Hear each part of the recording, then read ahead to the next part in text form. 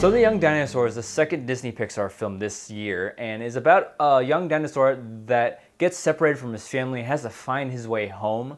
And along the way he meets a young human boy that acts like a dog, and then they share this big adventure together. What I found that I like the most about this film is it looks amazing. The animation is so photorealistic, especially the water. I know I'm sounding like a huge power geek, like, oh my god, the water is amazing in this movie. From one of the first shots of water in this film, I'm like, holy crap, that almost looks completely real. Like, it almost looks too good to be from a computer. But pretty much every shot looks like they took and animated a character into an actual scene, but the entire film is just computer generated. And another thing that I liked about this movie was it's more of a family film that's geared a little bit more towards the kids. But the parents that are taking their kids to see this movie, they're not going to want to be poking their eyes like, because there are no stupid kid jokes in this film. I just really appreciate when a family film does that, because parents aren't going to bring their kids to this movie and just sit on their phone. They want to enjoy the film just as much as their kids do. And I think both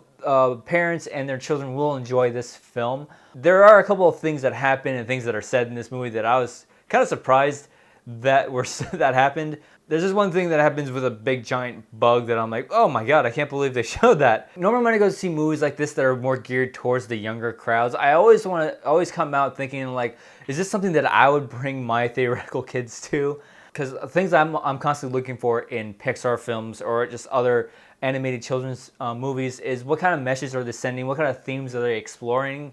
I like the themes going on this. There's you know, the big main thing that to take away from this movie is, you know, not to be afraid, stand up to your fears. And there's also this great message of family and sense of belonging. And there are a couple of scenes in this movie where it'll just hit you right in the feels. And there's this great scene that happens at the riverbanks at night where Arlo and the young human who he calls Spot sort of give their backstory, and they just communicate to each other about their families.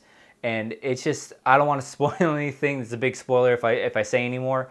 But and when that theme kept popping up, it really got to me, and it was those scenes that really spoke to me. Thankfully, I was the only person in the theater while I was watching this movie, which of course was awesome. So I could react to the movie in ways that I normally wouldn't if there was a theater full of people. Now, this movie isn't what you would normally expect out of a Pixar film. I think we get kind of spoiled sometimes with Pixar, especially this year with Inside Out. I really enjoyed that film. I love that film. But this movie isn't bad, it just isn't what we come to expect from Pixar. And I think it's mainly because of our expectations.